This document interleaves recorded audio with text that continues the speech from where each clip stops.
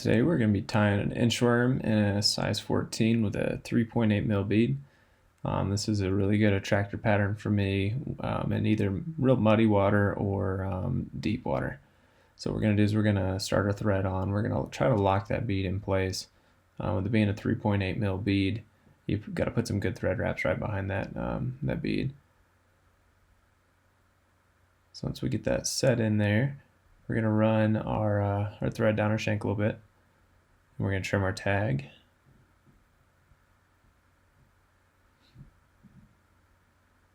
Then we're going to keep running that thread down the shank a little bit further, and what we're going to do next is we're going to grab a piece of lime green thin chenille. I like that thin chenille because it keeps a real tapered body.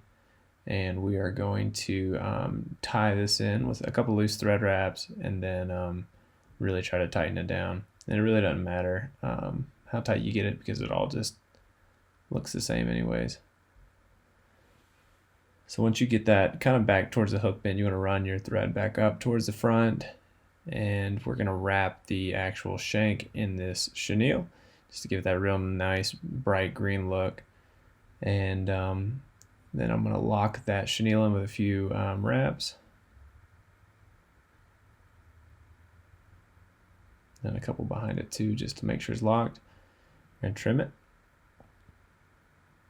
And then what I like to do is I like to then next take some dubbing. I'm going to use the rainbow scud dub.